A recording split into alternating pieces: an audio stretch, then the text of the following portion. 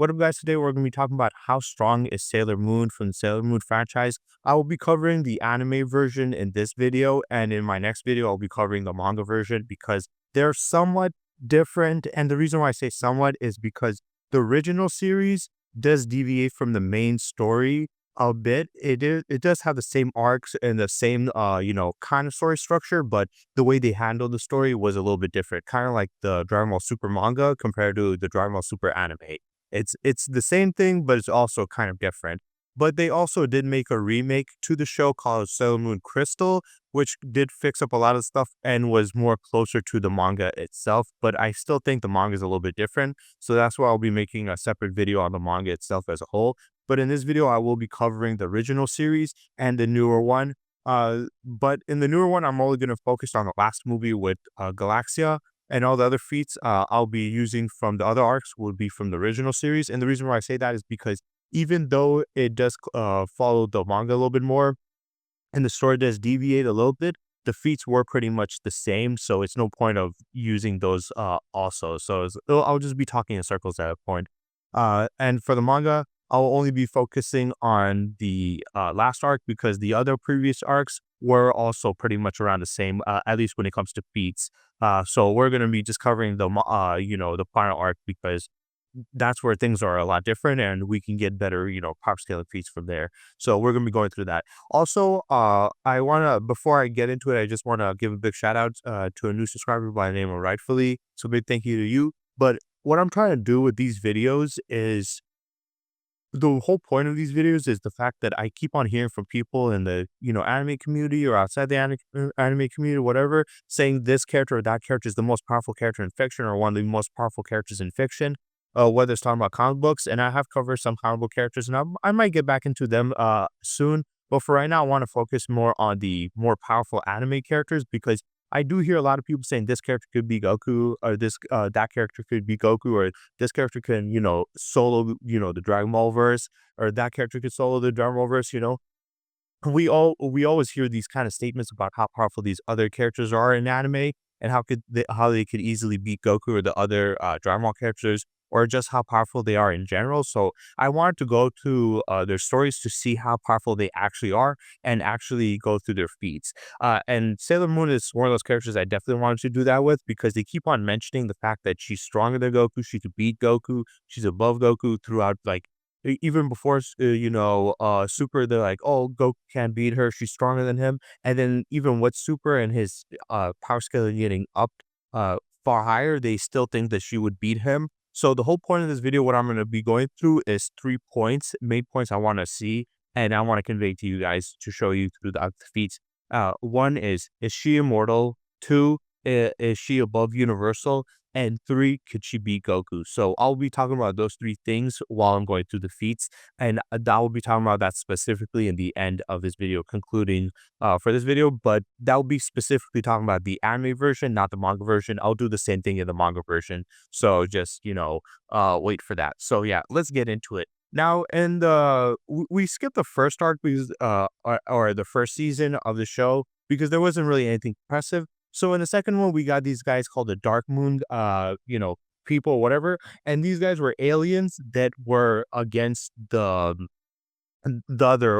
main characters because they were from like just the regular moon or consider the white moon knights and stuff. So they're kind of the opposite of them, and they were their villains.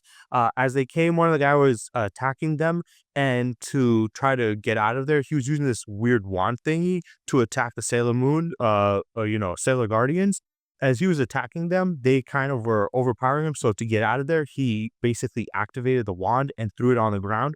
And by doing so, it was releasing a ton of energy. He stated, you will be sucked into a dimensional crevice. Then they go on to say, then it's something like a black hole, which they also go on further to say, there's no way we can seal a dimensional tear because that was the only option that they had, but they're like, we can't do that. And by sealing a dimensional tear, they mean a black hole. Uh, they're just saying dimensional tear as just a specific term, but they mean specifically black hole. And then they go on to say that to strike at the wand and destroy it, that's the way to stop the black hole. So technically, they're not destroying a black hole itself or stopping a black hole. They're stopping the thing that's creating the black hole. So they're attacking the wand and by destroying it, it will stop it because that's what it was creating this black hole. And they even say, as they go on, say this black hole will cease to exist, which that 100% confirms that it's destroying the wand that's doing it. So some people might say, well, they were able to handle a black hole and destroy a black hole, but no, they destroyed the wand or the thing that was creating the black hole itself. And that's why. And then they go on further to say, we will be able to seal the dimensional tear. Just explain that. And then this dimensional tear, which is basically just a black hole, basically is going to suck them out of this dimension into another one. And they explain that by going on and say it's like a tunnel that connects two dimensions. So it's going from their dimension that they're in, which is just the universe, to another separate dimension. It's going to suck them right into it. And they even further stated, if we can destroy that wand before we get flung into another dimension. So once again, mentioning another dimension and destroying the wand itself, and then once again saying the black hole should cease to exist. So yeah, there's a lot of stuff about black holes and other dimensions. Basically, it just means that this wand, he supercharged it, he threw it, and as he did, it was sucking everything in as like a black hole, and then it was going to suck it from that dimension to another dimension. And they had to destroy the wand to destroy the black hole. So they were not destroying a black hole. Some people might say, well, they were able to, handle or withstand a black hole itself. But not all black holes are the same. Depending on the size, you will have different levels of power and feats, right? And this one was obviously small enough to the point where even cats were not being affected by it, and the bridge wasn't being torn apart. Now, later on, the bridge does get torn apart, but that's only when it starts to grow.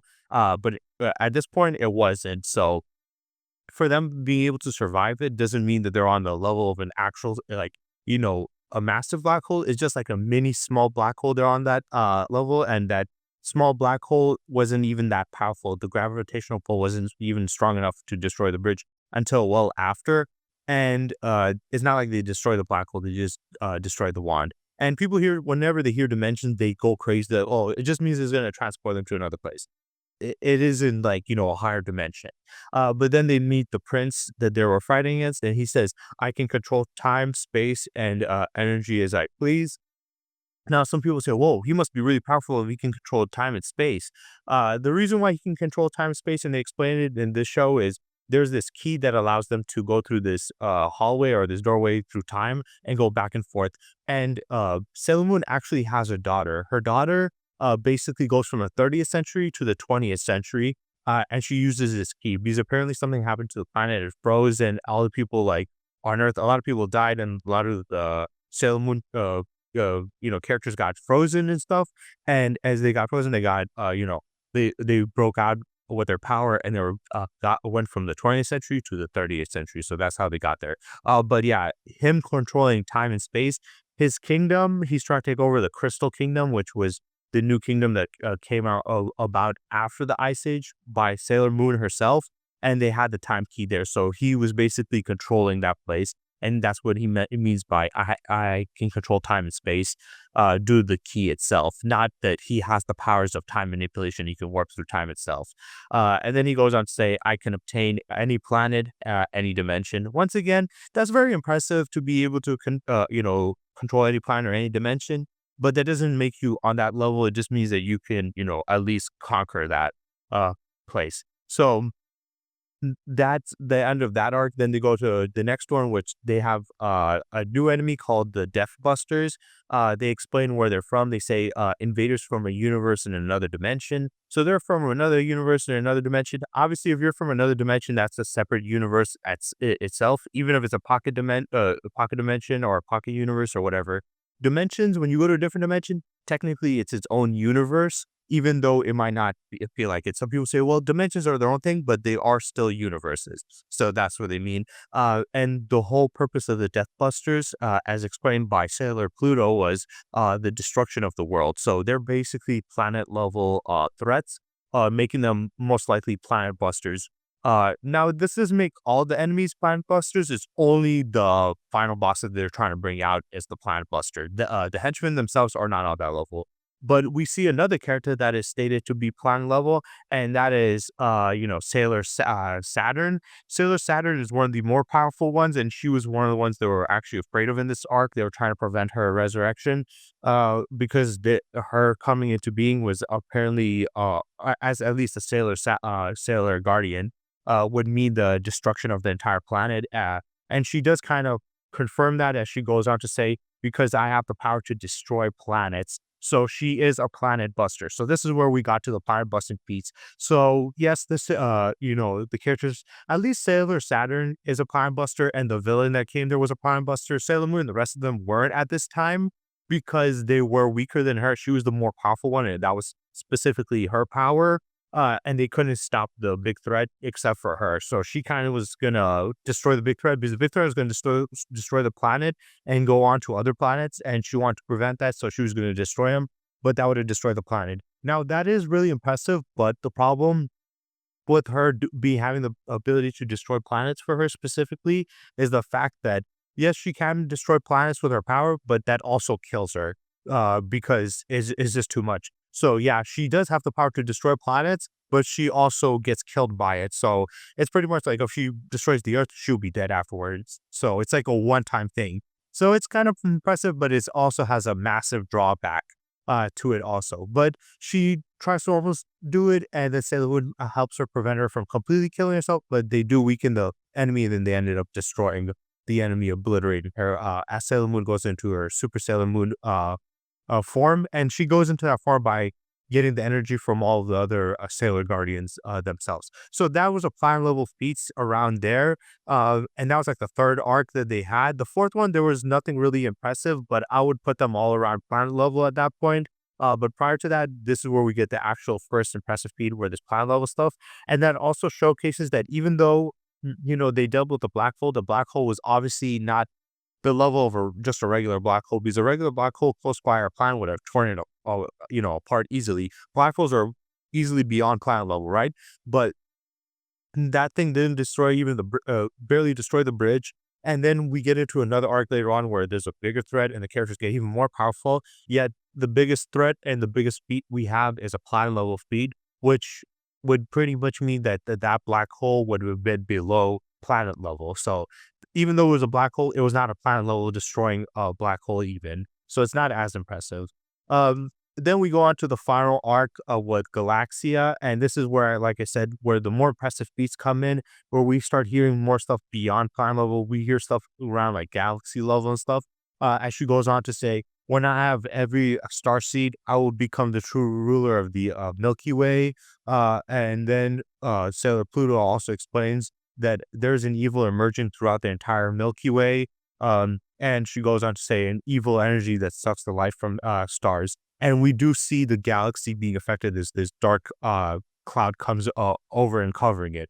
Now, this whole story, what is happening is Galaxia, she was planning and plotting, and all the other villains that were attacking Sailor Moon, she actually was the one who's, orchestrating the whole plot, especially the last one in the previous arc.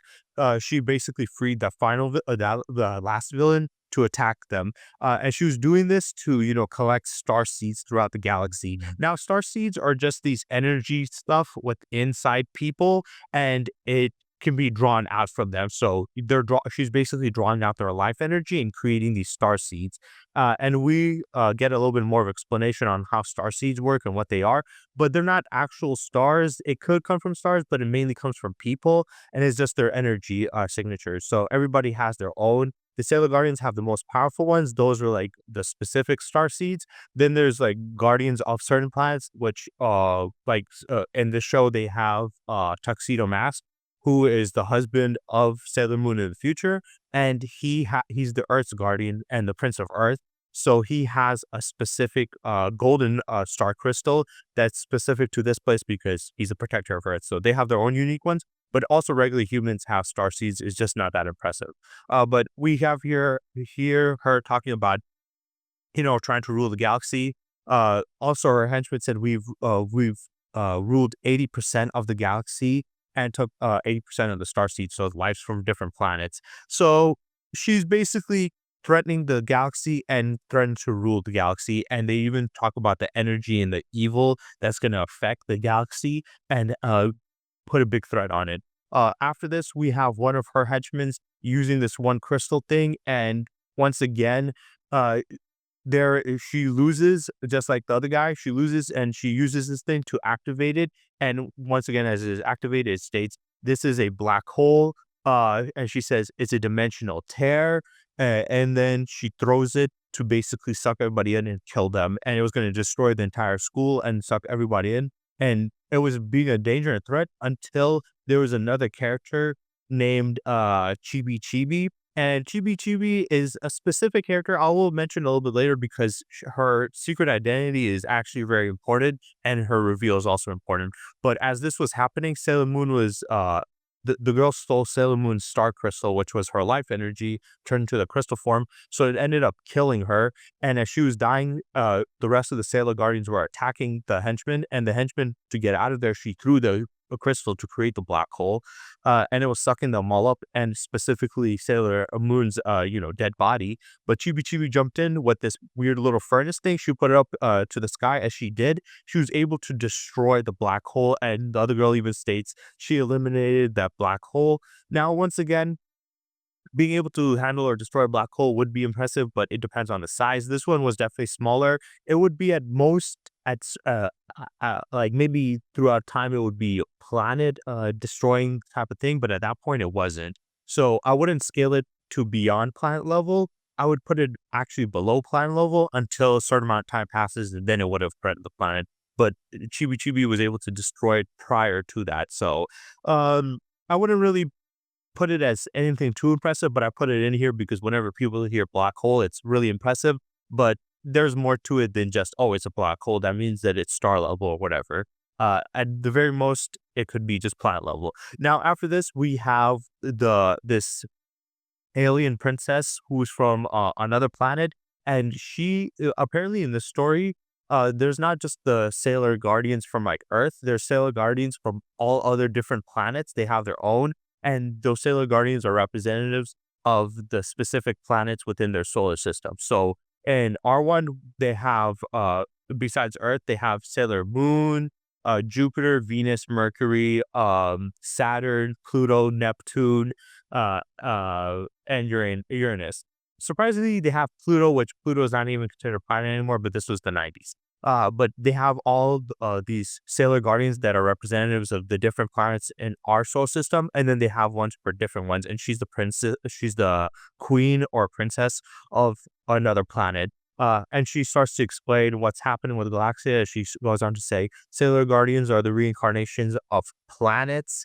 And then she said, and she's explained about Galaxia and took control over the entire galaxy. Once again, explained that Galaxia is trying to control the entire galaxy and has the at least the power to do so.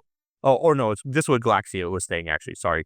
She said she has the power to take control over the entire galaxy. So once again, galaxies mentioned. Now, this was pretty much the end of the original series is power scaling. So I will talk about these two series a little bit separately because they are kind of different. So at the end of the original series, at the very most, you could say, is that Galaxia, who's the main final villain, her and this chaos energy, or chaos force, which was basically just an evil entity, and it was the epitome of pure evil and personification in the universe. So some people might say, oh well, of that's the case, and that means it's universal. Not really, because the threat that it was doing throughout the entire story was just to the galaxy, conquering the galaxy, taking over the galaxy, and that is important why they mention the galaxy. And they explain this a little bit more in the, remake version, which I will be talking about that right after this. But for right now, I just want to say for at least the original series,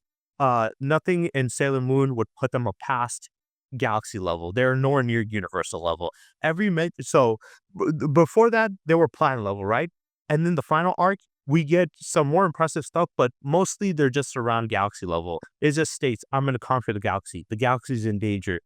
This energy will take over the galaxy. So even though they have gotten significantly more powerful, obviously, because going from planet level to galaxy level is a significant jump already in power, it's nowhere near, universe level. to go from galaxy level to universe level is also a significant jump in terms of power danger. So yeah, the original series, I would say no, Sailor Moon is not strong enough to beat Goku. No, she is not even universal. She's only galaxy level at best. Unless you want to argue about her versus, Dragon Ball Z Goku, not Super Goku, then maybe you might have an argument. But when it comes to Super, at least, nowhere near close enough to beat him.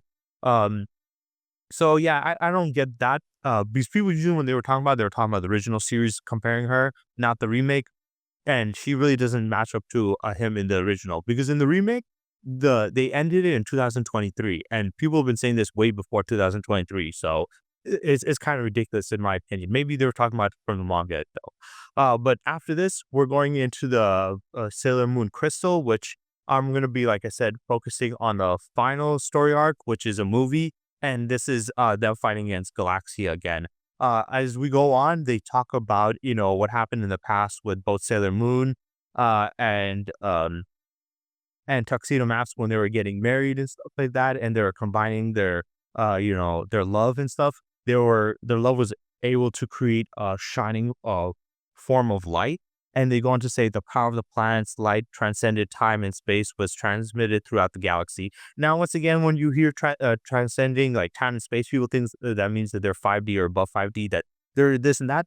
All they're saying is that the light was produced from their love and their bond, and it was so bright and so powerful that it was able to go through time itself, throughout the entire galaxy. So it was going throughout the entire galaxy, throughout time itself. And once again, they were ruling over well, actually, this is in the future. It's weird. The time chronology is a little bit weird, but this is at the 30th century of the future, and it went through time because they have this time corridor that they have in their palace that's protected by Sailor Pluto, and they also have the key that allows them to transport through time. So they technically can control time through these devices like the corridor and the key that allows you into that corridor. So that's why this light or this energy was able to be transmitted throughout time and space.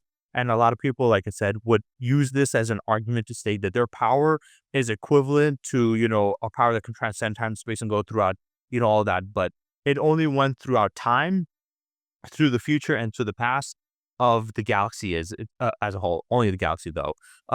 But after this, we get a little bit more explanation of Galaxia's power and what she's capable of and what she's doing. They go on to say she attacks people and destroys their planets one by one. And then we also do see her destroying a planet as she waves her finger, and then we see the planet getting blown up uh, completely. So Galaxia is at the very least planet level, which makes sense because prior to this, the big threat was going to destroy the planet, and then the one after that was there was no real feats or statements of her level of power, what she was going to do, but it was also pretty much around threatening the planet itself, and nothing really past that or beyond that. So at the very least, she's planet level. She's destroyed countless planets before, and she showed casually destroying another planet.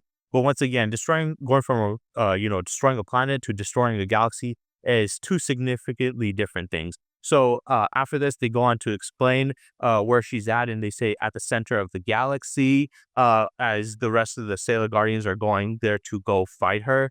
They say all seeds in the galaxy are created in the Sagittarius Zero star, and Galaxia aims to control the system of birth and death of all the stars in the galaxy. So what is happening is her base of operations is in the center of a galaxy, which is Sagittarius Zero, and she's in the center of that galaxy. And the star there that's, occupying that place, which doesn't really make sense because in our world, there would be a quasar in the middle of a galaxy, not a star. But this one, they just have a star in the middle of there. And this star basically produces other stars and planets and people. And the creation comes from this specific galaxy and in the center of this galaxy. So that's why she's there, because she's collecting these crystals to put into that to control the galaxy itself. And this will have, varying effects because they themselves state that it will control the system of birth and death of stars. Now, once again, people here controlling the birth and death or the cycle of birth and death. People are like, oh, this means they're beyond the concepts of life and death. All this pretty much means is this is a place where stars are created and planets are created and life are created. And if you affect this, you can affect the creation of those things. So that's what she's doing. She's going to the place where things are getting created and she's trying to mess around with it. by collecting these star crystals from other people and throw it in there. It doesn't mean she's actually has a power to control life and death or is above that cycle. That would just be ridiculous. And then later on, the Dark Force, which is chaos, that in the past, Galaxia was a Sailor Guardian. She was one of the most powerful Sailor Guardians, and she was fighting against this force against that was chaos, and chaos was the embodiment of evil, and it was trying to conquer the galaxy. And to prevent it, she beat him and then absorbed him into her body, and then turned evil because of it. So she turned evil because of the chaos force, and that force basically turned her into Galaxia, and she was the most powerful Sailor Guardian, and now she's the the big villain. And then the newest, most powerful Sailor Guardian became Sailor Moon, so they had to fight against each other. And she wanted her energy, her star seed, so she could specifically change the galaxy as a whole. And this is important because Chaos later on says to create a new universe. That was her plan. Now some of you guys will say, well, if she's going to create a new universe, wouldn't that mean that she's somewhere around universal? But not really. You can change things within a universe without being on that level. And the way the cosmology works in Sailor Moon is far different than the cosmology in our world. And I'll explain why, because they go into it a little bit more. But the whole point of mentioning the Sagittarius star is that's where life and things come from, right? So if you control that, technically you control the universe. Of this place creates life, and if you can affect that and mess with that galaxy, that means you would affect the birth of planets, stars, and people. And if you affect that, you're basically affecting the rest of the universe. So that's what they mean by create a new universe. She wants to change the the galaxy into an evil, more corrupt version, and thus whatever life forms come out would be whatever she wants, and that's what will create her new universe. But after this, she goes on as Sailor Moon finally confronts, Galaxia, and as she confronts her to fight her, she brings her to a specific place to talk to her about something, and she goes on to say, the sacred place of the stars, the galaxy cauldron. This is where all the stars in the galaxy are born.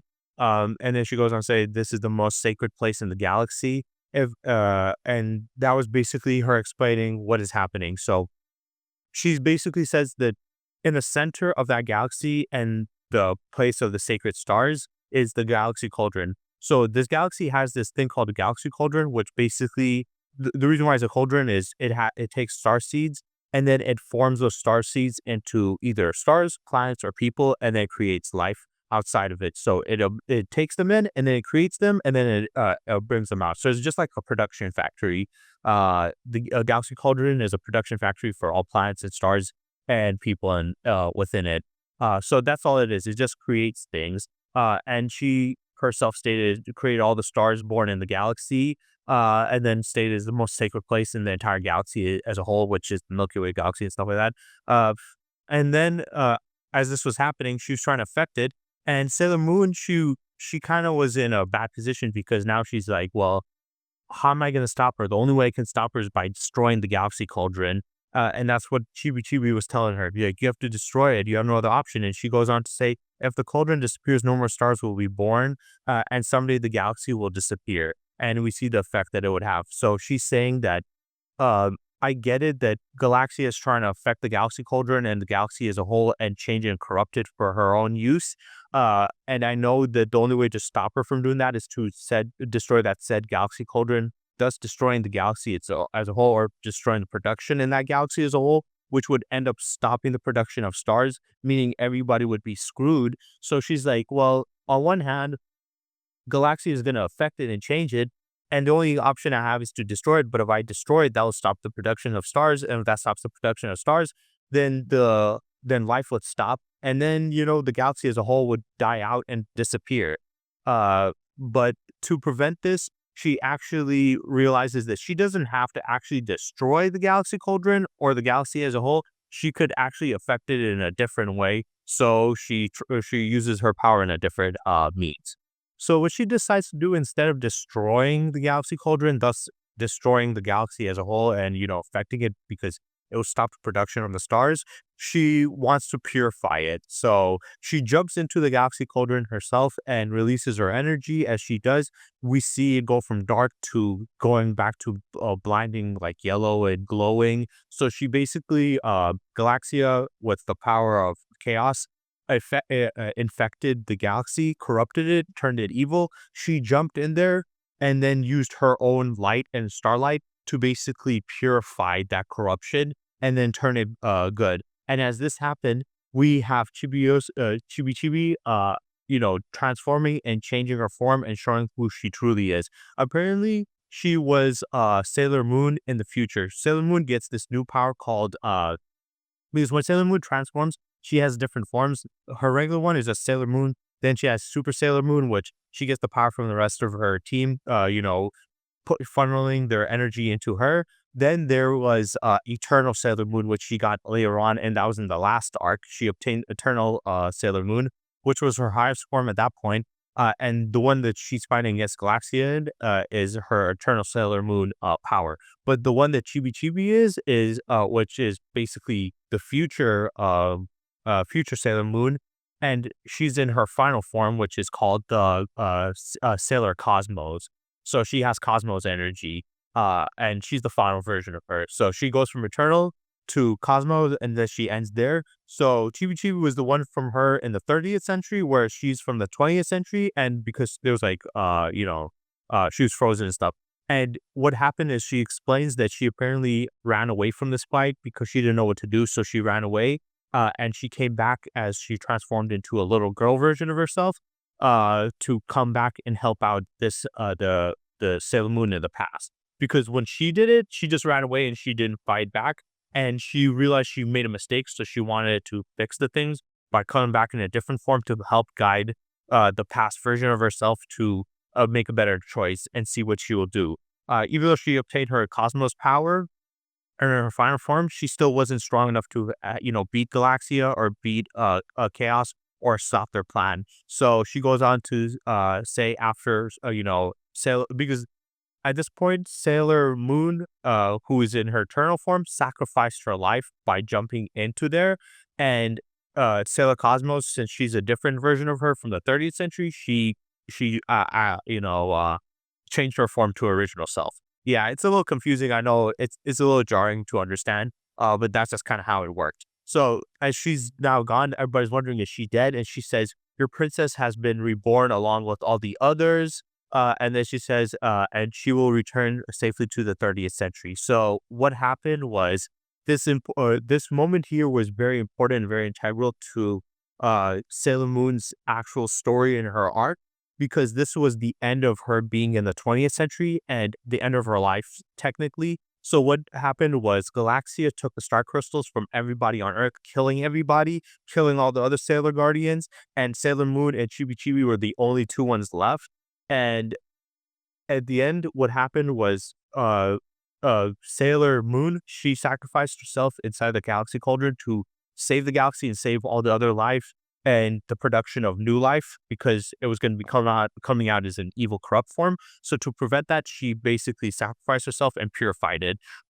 So now she's dead, and even though she's dead, luckily the Galaxy Cauldron will fix her and it'll basically reborn her. And this happened actually before too. Be Sailor Saturn also died and she got reborn as a baby, and then she got also her age increased in a more rapid rate because of Galaxia. She wanted her to do something. She needed her for some specific reason. So this is why she's in the 30th century so far in the future, and this is why she's back to being alive again, even though she died. Now, some people say, well, this makes her immortal, and this is where people get the immortality stuff from, but it's not really immortal because the Galaxy Cauldron is doing this, and she's actually being reborn, like literally 1,000 years into the future. She's getting reborn into the 30th century. So she's not immortal. An immortal being wouldn't have died, and they would have just lived throughout the entire thing. She had to get reincarnated to be put into the future,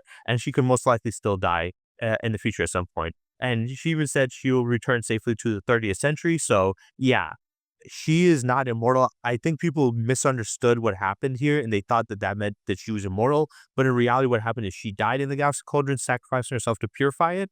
But by doing so, the Galaxy Cauldron would recreate her and reborn her, but just 1,000 years into the future, and that's where we get her all the way flung into the future, and she has to go throughout this and um, wait for all the people on Earth that she lost all her friends and family. After this, they go on to say this is where stars are born, where they eventually return. So stars and life, they will all come from this galaxy, and when they die, they return back to it. So this was pretty much the end of the entire anime version of it. Like I said, next video I will drop out will be specifically just on the manga version itself as a whole, instead of just the anime. Now, let's go through the anime at least because it has somewhat of its own continuity. Now, the original series, there is nothing that would put Sailor Moon above Goku or put her at Universal, make her immortal, or make her one of the most powerful characters in fiction. So, original one, at the very most, Galaxy level.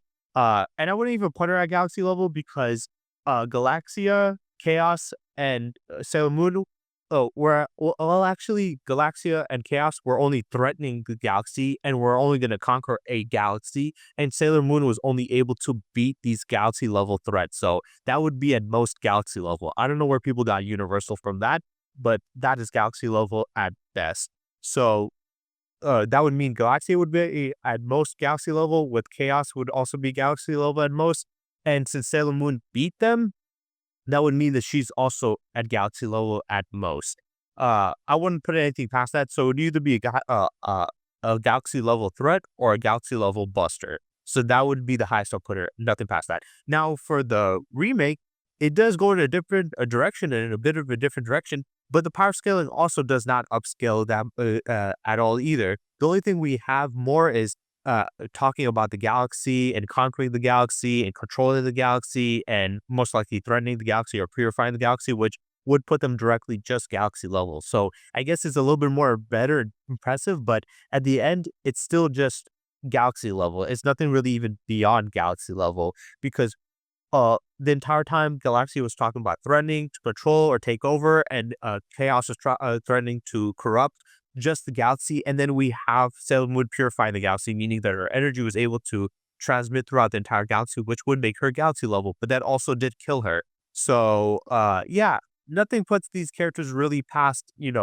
galaxy level, in my opinion. I don't know where a lot of people got them at this high level of a level. Also, I want to mention the fact that Sailor Pluto also does have the ability to stop time, but just like Sailor Saturn, when she activates her power, it ends up killing her. So she can, stop time, but she dies.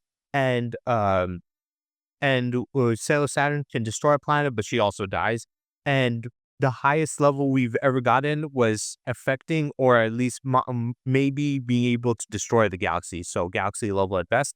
And then the immortal stuff. Is she immortal? There's nothing that would hint her at being immortal in the original series. In the remake series, you could kind of argue that, but still, she's not immortal. It's just you guys not understanding. I don't know why. I've heard so many people say she's immortal. She's immortal. Well, she's immortal. No, she's not. You guys are fucking stupid. It literally stated that she'll be reborn after she sacrificed herself in the Galaxy Cauldron, and that will be in the 30th century. She's not fucking immortal. She literally died.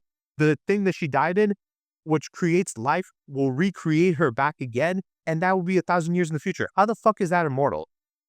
Just like how these guys thought she was universal and above that, which nothing indicated that, I guess, affecting the Galaxy Cauldron, but the Galaxy Cauldron, yes, produces life in the universe, but it's just from the galaxy itself, and it only produces life. It only produces stars and planets and people. That doesn't make it universal level. What the fuck?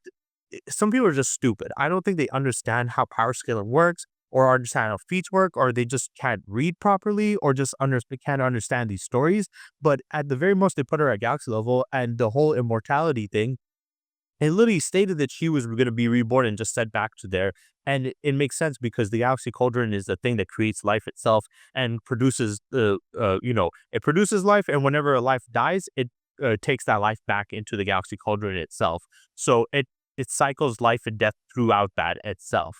Uh, that makes sense why she would be back. So no, she's not immortal either. So for those three questions that I had for both the original series and the remake, is she universal? Is she immortal? And could she be Goku? Is she universal? No. At most, galaxy level. I wouldn't put her anything past galaxy level. Is she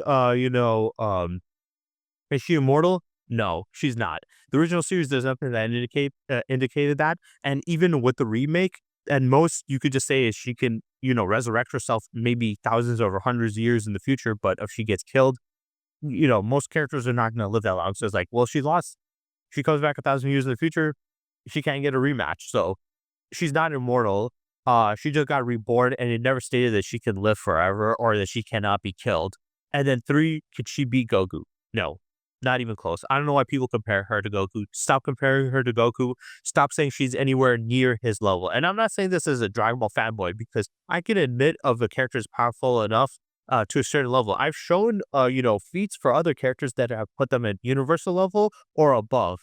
So if she did have any universal level feats, I would have definitely put it in this video. I wouldn't hide it. I would have put it in there. I wouldn't just put her at galaxy level at best. I would have put her past that, right?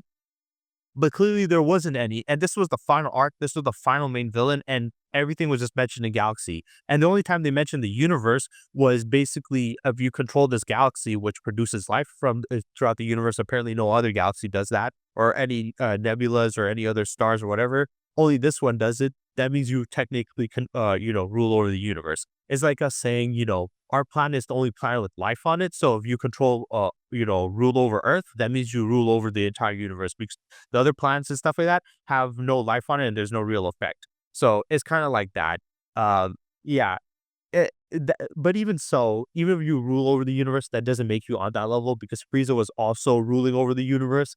And he's at least back then he was not universal. After that, once we get to Resurrection of F, then he's beyond universal. But prior to that, he was already threatening to control over the entire universe, not just a galaxy, and he was not considered universal level. Also, there's a distinct difference between how cosmology works in Sailor Moon's story compared to our world. In our world, there's countless other galaxies out there, and none of those other galaxies are more unique, or I mean, they are unique, but more special than the other. They all just do the same thing. They have nebulas in there, and also nebulas create stars, not galaxies. Galaxies just contain those nebulas in there. So nebulas create stars and then those stars gather, space rocks as they collide. As these rocks collide, they form planets and moons, and then these planets and moons have the ability or the chance of creating life itself, plant or animal or human life.